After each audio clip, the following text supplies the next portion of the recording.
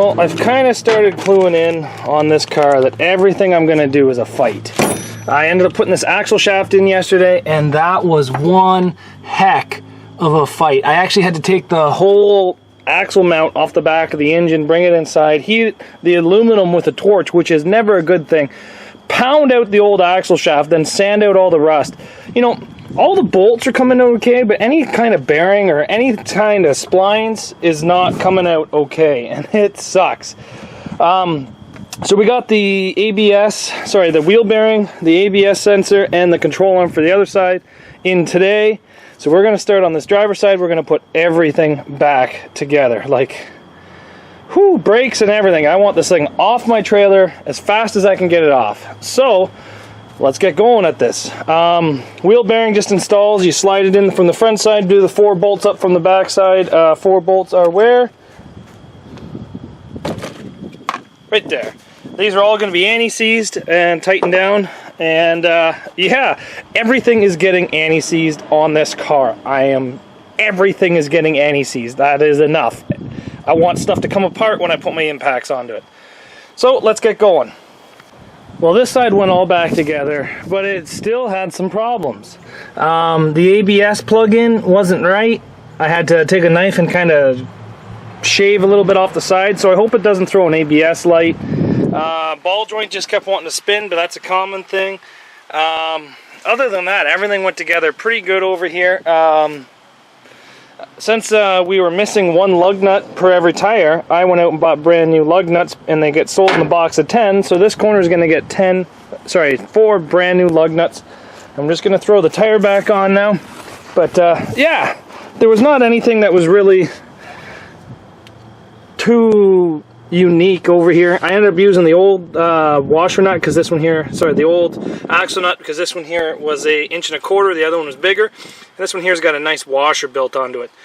Just torqued it down a bit, not a whole lot, but the other side's loose anyway because I imagine the axle's seized inside the bearing on the other side. So I just put a little bit of pressure on it. With any luck, that will get seized just like the other side, unfortunately. But we're ready to throw these tires back on now, and then we're going to go move to the other side and put the control arm in over there and do all that fun stuff. So let's just bolt this on and head out.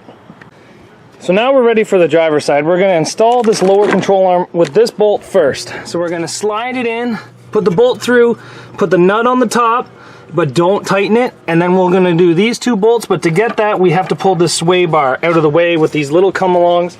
So I'll get the back bolt put in because I really can't film it by myself, and then I'll show you guys how I pull the sway bar back to get at the other bolts.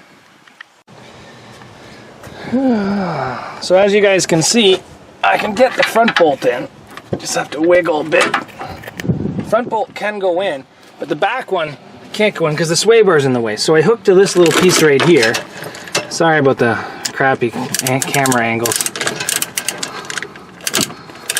And then I can just pull that sway bar out of my way, so now I can get that bolt in there. So we're just going to take this bolt and we're going to dip it in some anti-seize. I'm just going to jam you into that hole there.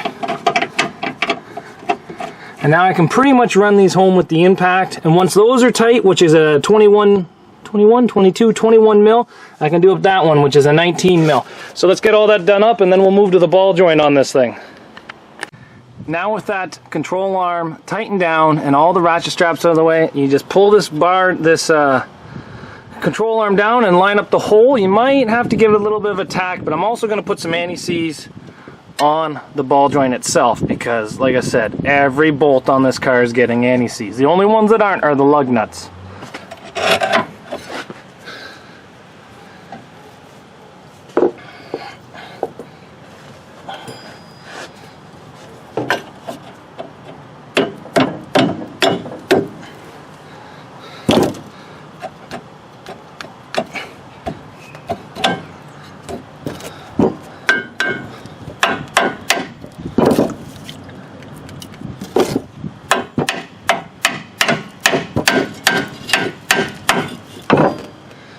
We'll just throw the ball joint bolt in. Again, lots of anti-seize.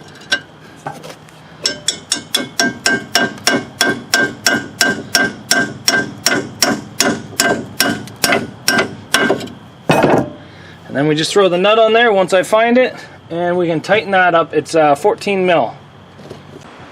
Just like that, everything goes back together. Once you have the ball joint in, it's just as simple as throwing on the brakes. This repair has taken me quite some time, mostly just because I've spent a week waiting for parts for this, and I've been dying to get this thing off my trailer. So we got one more wheel to install, and then we got 4 lug nuts, and then we got 1 lug nut on the 2 back ones, and we got lots of lug nuts left. So again, to quickly zip this on, and then we can practice the brakes a couple times, just press them on and off, see if they work, and we'll drive it off, and then we'll maybe scoot it down the road for a quick little test drive on this thing. So we got everything done. My buddy Cody's going to test the brakes a couple times, and then we're going to back it off the trailer. It'd be nice to have my trailer back. Okay, she's got brakes.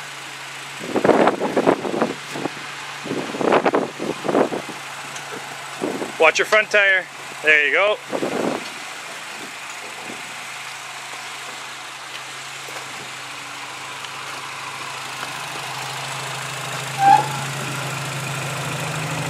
And there we go, the car's off the trailer. We're going to take it here for a test drive probably within the next hour, but they're calling for like some severe thunderstorms, so I'm going to be moving my truck away from the trees that look like they're going to fall over, and then we'll be taking this thing for a test drive. So we took it for a test drive, and I really don't like the CVT. I'm not used to it. That was actually my first time ever driving a CVT. Felt like it pulls, so we're going to send it probably in for an alignment, because I did do control arms and ball joints and pretty much everything in the front of this thing, so even wheel bearings, so it's going to go for an alignment. Brakes feel good, steering feels responsive, everything feels great, and yeah, so that's this car fixed and repaired for you. Don't forget, guys, when you take the front end of these cars apart, make sure you send it for an alignment, just so it doesn't pull all over the road and that you don't destroy your tires.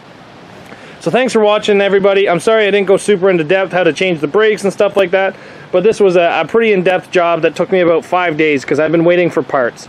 So thanks for watching, everybody, and we'll see you back here tomorrow on Zach's Workshop.